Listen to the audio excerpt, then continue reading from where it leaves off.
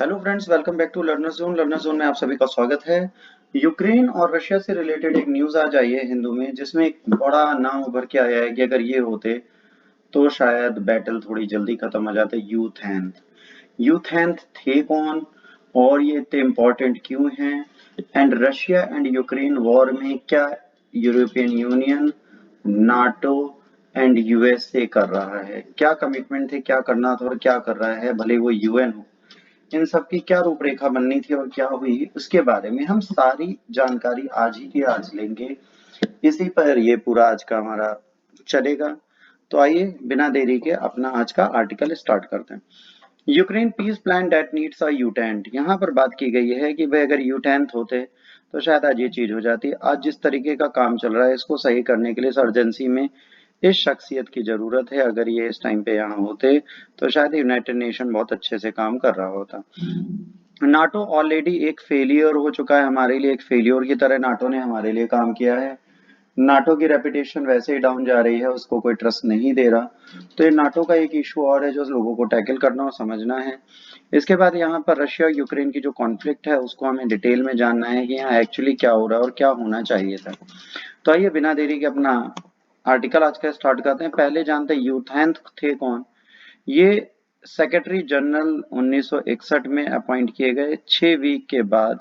ठीक है, डैम हैंगजिंग जब मर गए एयर क्रैश में, उसके बाद इन्होंने बहुत अच्छे काम किए। इनके टाइम पे प्रेसिडेंट थे जॉन एफ कैनेडी, बहुत अजीब प्रेसिडेंट माने जाते हैं, और सोवियत प्रीमियर थे निकिता कुर्स्चेव।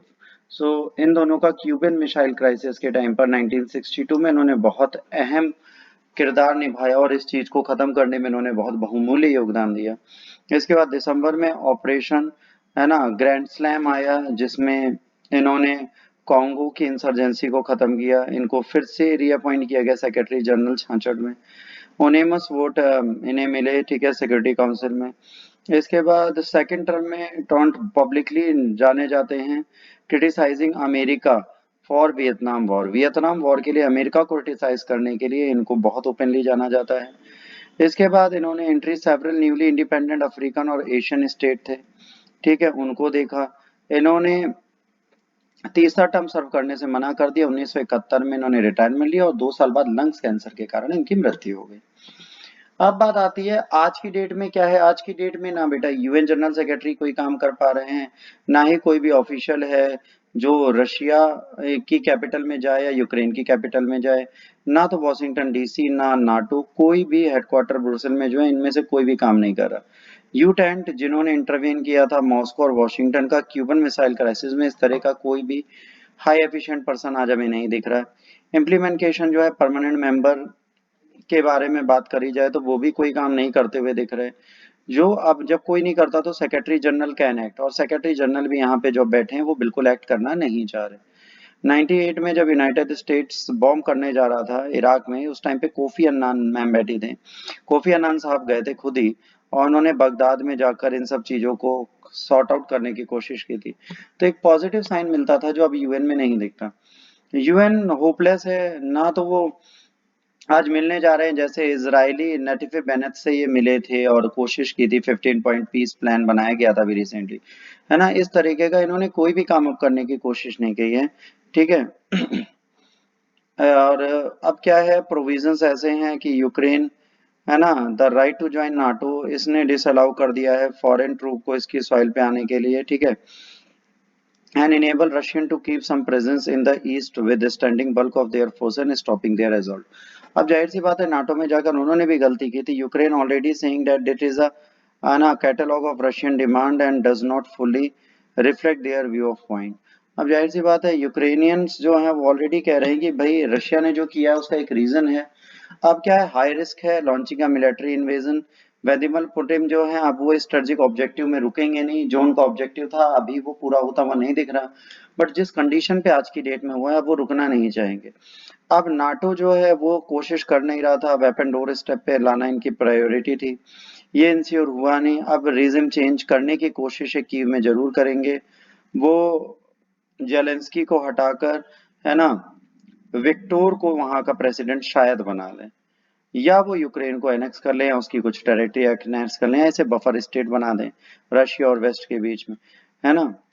चाइना की तरह भी कर सकते हैं जो 1962 में चाइना ने किया था, इंडिया के खिलाफ वॉर डिक्लेयर की थी और उसके बाद मजेदार खेम खेला, उसके बाद खुद ही विड्रॉ करके चले गए कुछ टेरिटरी लेके।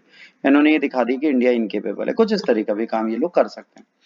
कोई नहीं जानता कि रशिया क्या करेगी, बट ये पता है कि रशिया ऑलरेडी बहुत ह्यूज प्राइस दे चुकी है, इकोनॉमिकली बहुत ज्यादा अपनी कमजोरी दिखा चुकी है, जोग्राफिकल डेमोक्रेटली वो बहुत ज्यादा अपने आप को लॉस में ला चुकी है। तो अब जाहिर सी बात है जितना प्राइस हाई जाएगा उतना मॉस्को की अनविलिंगनेस होगी इस कॉन्फ्लिक्ट को खत्म करने के लिए विदाउट अ गेन। तो अब वो जाहिर सी बात है इस प्राइस के लिए कुछ ना कुछ तो मांगेगी। अब वो कुछ भी हो सकता है, वो कुछ भी गेन मांग सकती है, वो आपका सैंक्शन हटाने को कह सकती है, कुछ भी कह सकती है। अब यू मेंबरशिप, यूक्रेन जो ट्रेड सरेंडर नाटो मेंबरशिप के पाथ में है, यूरोपियन यूनियन को ज्वाइन करने की कोशिश कर सकता है। रशिया पहले यूक्रेन को बोल चुका था कि अब ये सब काम ना करिए, ये दोनों साइड के इंटरेस्ट के लिए अच्छा है। After all Australia, Finland, Sweden जो है वो न्यूट्रल है ना, और यूरोपियन यूनियन के मेंबर्स होने के बाद भी न्यूट्रल है और सपोर्ट मिलता रहता है इन्हें रशिया से। पर अब Russia could bargain at the end of sanction. जब सब कुछ हो जाएगा तो शायद वो अपना कंसेशन वापस ले ले ट्रेड का, और जो उनकी इकोनॉमी है उसको बूस्ट करने के लिए यूक्रेन को छोड़ने के चक्कर में वो कई सारी बार्गेनिंग कर सकती है। तो अब ये है कि वायबल पीस प्लान एग्जिस्ट नहीं कर रहा जिसकी आज की डेट में जरूरत थी। अगर ये प्लान अभी एग्जीक्यूट किया गया होता या बना होता तो शायद यूक्रेन क्राइसिस इतनी आगे नहीं बढ़ती। यूनाइटेड नेशन सिक्योरिटी काउंसिल क्या कर रहा है इसका जवाब नहीं मिल रहा, नाटो नेशन क्या कर रहे हैं इसका जवाब नहीं मिल रहा, कोई पीस अकॉर्ड लेके क्यों नहीं जा रहा, ये एक बहुत बड़ा इशू है। रशिया ऑलरेडी इसका हायर प्राइस दे चुका है, तो अब जाहिर सी बात है इस इन्वेजन को अब वो छोड़ेगा तो नहीं। अब विनिंग जब तक उनकी होगी नहीं तब तक इसे छोड़ने वाले नहीं है, है ना। तो अब पीस का तो मूव करने का कोई लॉजिक ही नहीं है। अगर कोई बंदा आए जो पीस के लिए मूव कराए तो ऐसे में तो United nation security council, NATO, इन्हीं सबको काम करना था और ये पीस टॉक कर नहीं नहीं रहे, ये एक इशू जरूर आ रहा है। तो अब देखते हैं आने वाले टाइम पे क्या होता है।